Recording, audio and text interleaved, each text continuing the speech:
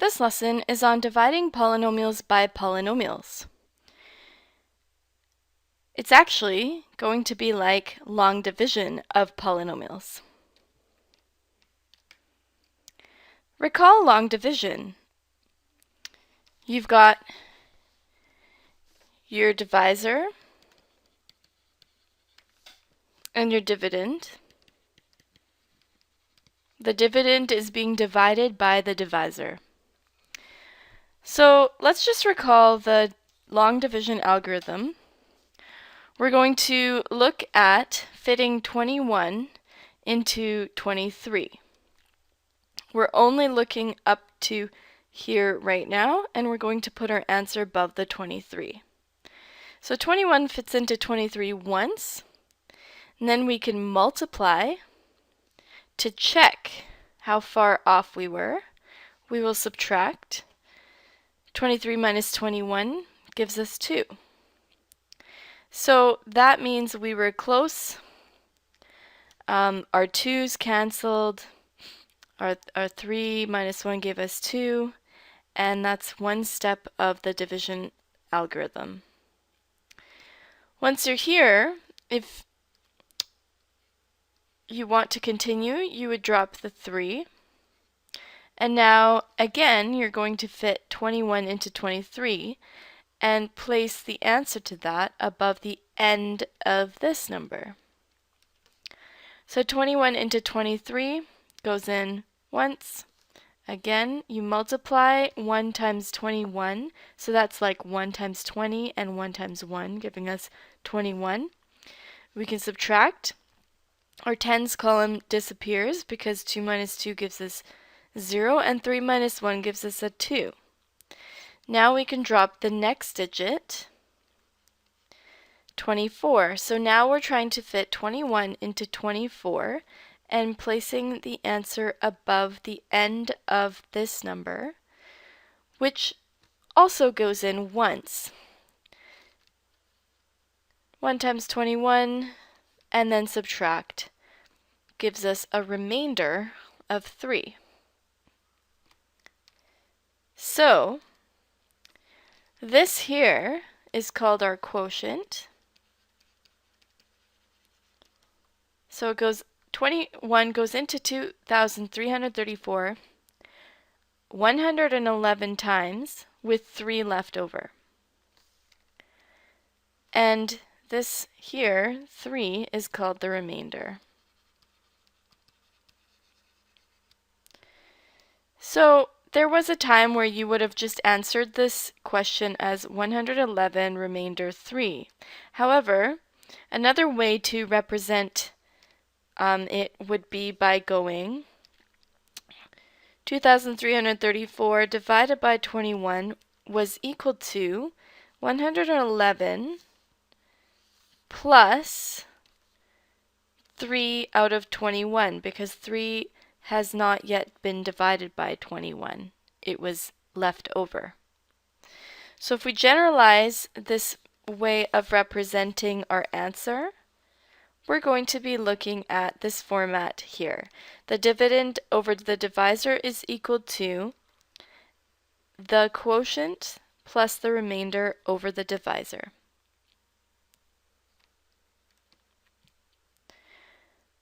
Let's translate this into taking polynomials and using the long division algorithm to divide them.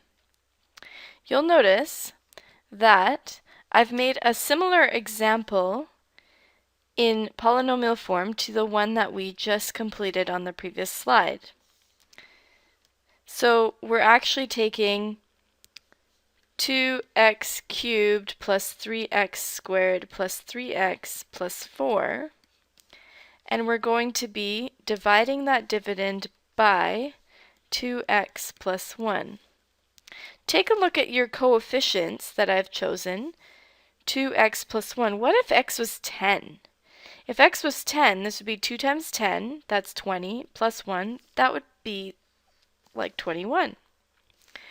If x was still 10, you'd have 2 in the thousands and 3 in the hundreds, and 3 in the tens, and 4 in the ones, giving us 2,334. So I've made a similar example. You'll notice that the place values are held by the different exponents of the polynomial, and you do need to have every single one. Just like when you write 204, you're making a 0 in the tens column.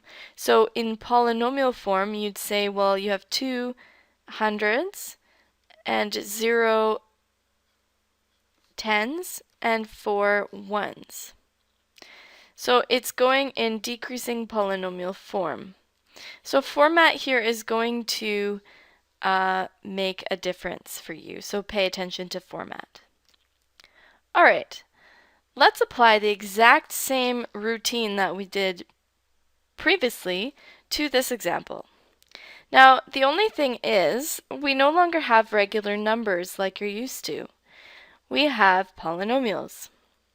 We can still guess, multiply, subtract, drop, and then guess again. We can still do all of that, but there's one difference. We have this second component. So we're trying to basically take something here in this position that we will multiply this polynomial by to land here, and so that when it subtracts, the one column will be gone and the other one will stay. So we're looking to take something times 2x plus 1 to give us something that starts with a 2x cubed plus something. We don't really care about the tail end. We care that the first term cancels with the first term when we subtract later. So what would you multiply 2x by to get 2x cubed? Well, 2 times 1 gives us 2, and x times x squared gives us 2x cubed. So now we're taking x squared and multiplying it by 2x and by 1. And 1x squared times 1 will give you 1x squared. Now you want to subtract this entire item away. So 2x cubed minus 2x cubed is going to give you 0. And 3x squared minus 1x squared, notice it's a minusing a positive, which is still minusing, will give you positive 2x squared. So this subtraction, you'll notice you need to distribute this negative to both terms. Okay, so that was our remainder there. Now we want to drop the next term, just like here. Drop the next term, you get plus 3x. So now we're looking for something that multiplies by 2x to give you 2x squared. Well, all that's missing there is a positive x. Positive 1x, you could say. You don't need to write the 1. 1x times 2x gives us 2x squared. 1x times 1 gives us positive 1x. Now we want to subtract, just as we did here. You'll notice we still have all the same coefficients. Subtract 2x squared minus 2x squared gives us 0. 3x minus positive 1x gives us positive 2x.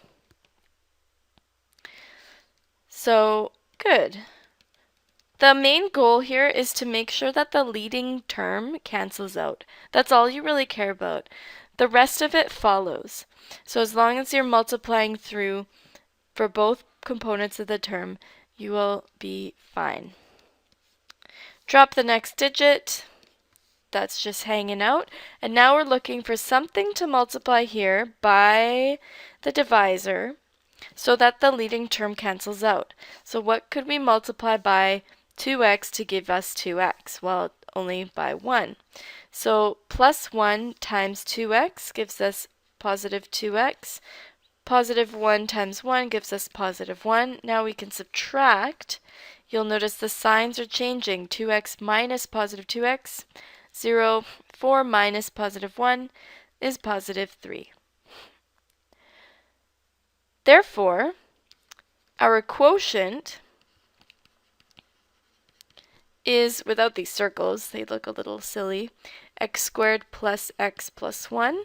Notice all three coefficients are 1, just like we had in our numbers example. And our remainder is 3. So remember, the answer to this is going to be given as the quotient plus the remainder that is still not yet divided by the divisor.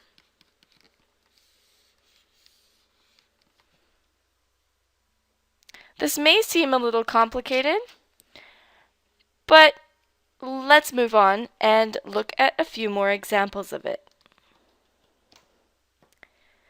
Let's take a look at another example. Here we want to divide 8x squared plus 2x minus 3 by 2x minus 1. So let's follow the exact same routine.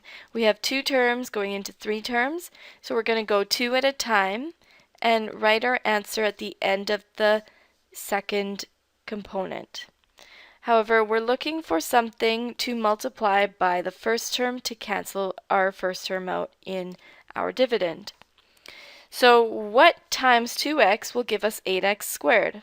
You can even write it on the side. What times 2x will give us 8x squared? Well, we will need to have a 4, because 4 times 2 is 8, and we'll need to have an x, because x times x gives us x squared. So let's try that. So if you want to do this on the side, what you're really doing is 4x times 2x minus 1 is equal to, distribute that, 8x squared minus 4x. And that's what we're doing here. You don't need to write it on the side, but that's actually what's happening right here. 4x times 2x gives you 8x squared. 4x times negative 1 gives us negative 4x. Now we can subtract to see what's left over. We need to make sure that the leading term canceled out. If it didn't, try it again. 8x squared minus 8x squared gives you 0. Great. 2 minus negative 4. Now be careful here. You're going 2 minus negative 4x. So that's 2 plus 4, which is positive 6x. Now you want to take down the next term and try something else, so that when it multiplies by 2x, you get 6x. So 2x times what gives us 6x? Well, we need a 3.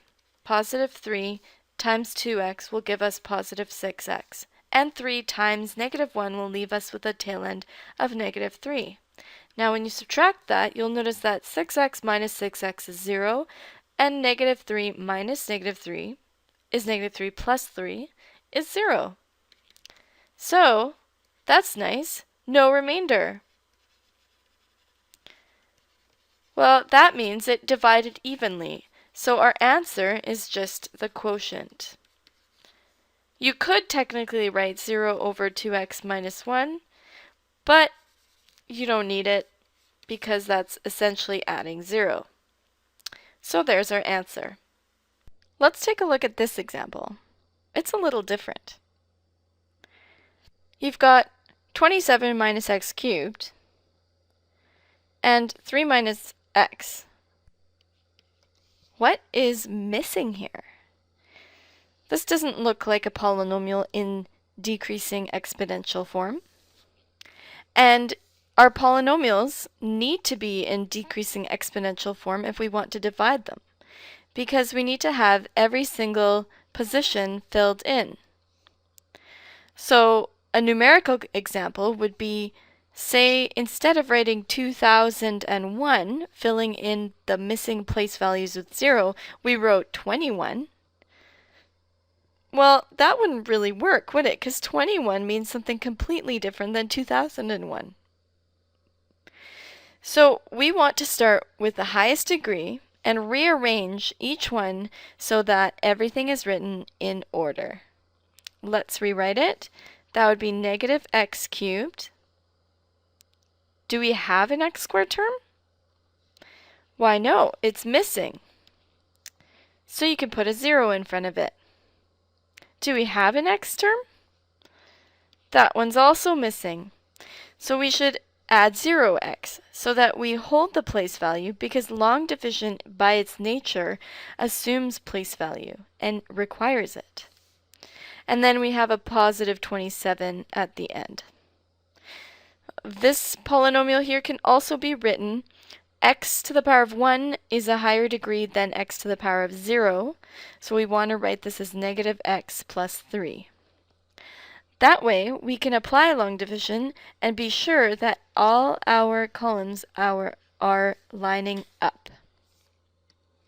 So, important, remember to always fill in missing terms with coefficients of 0 to make sure that you have a decreasing order of exponents.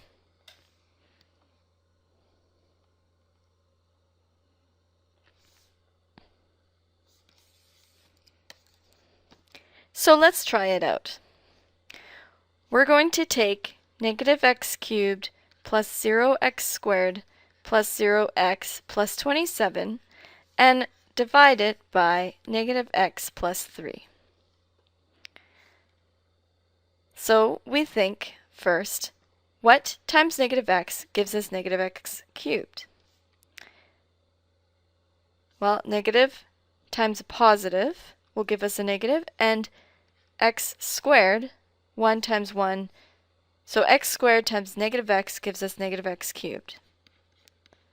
X squared times positive 3 gives us positive 3x squared. Notice how when I multiplied this component by the 3, I was left with an x squared, meaning I needed to have x squares here in order to cancel. If you had written 27 here, you wouldn't be able to collect those like terms. And so that is essentially the reason for filling in the missing terms with zeros. Let's continue. We're going to subtract. 0 minus positive 3x squared gives us negative 3x squared. We can drop the next digit plus 0x. And we are now thinking, what times negative x gives us negative 3x squared? And that would be a positive 3x. 3x times negative x gives us negative 3x squared. 3x times 3 follows along and gives us positive 9x. We're going to now subtract, and we're left with 0 minus positive 9, which gives us negative 9x. Now we can drop the next term, plus 27, and we think, what times negative x gives us negative 9x? It needs to be positive to keep the negative, and we need a 9. 9 times negative x gives us negative 9x. 9 times positive 3 gives us positive 27. So when we subtract, we are left with 27 minus positive 27 with the remainder of 0. Great! No remainder means that our answer is just our quotient, which is x squared plus 3x plus 9. Here's another example. Say the area of a rectangular object is this much, x squared minus 2x minus 24 inches squared, and the width is x plus 4 inches. What's the height?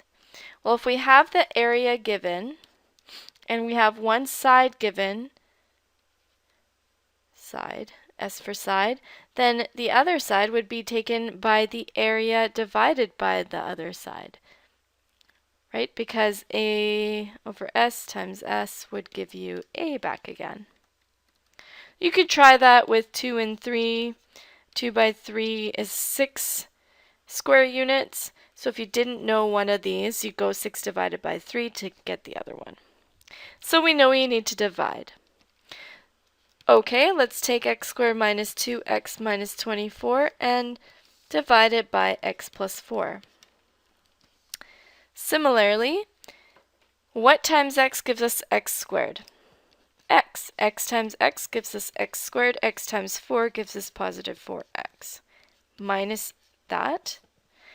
So x squared minus x squared, and negative 2x minus positive 4x. So negative 2 minus 4 is negative 6x. Drop the next digit. Now we're trying to make it a negative 6x. So that's going to give us a negative 6, because negative 6 times x gives us negative 6x. Negative 6 times positive 4 gives us negative 24. And we actually have the exact same terms, which both cancel out, giving us 0. Therefore, it's following something that we expected, a nice answer for the other side. So if one side is x plus 4 inches, the other side would have to be x minus 6 inches in order for x plus 4 times x minus 6 to give us x squared minus 2x minus 24 square inches. Notice if you actually checked your work and multiplied it out, I'll let you check for yourself, but that would give you that back again, wouldn't it? So the answer is x minus 6 inches.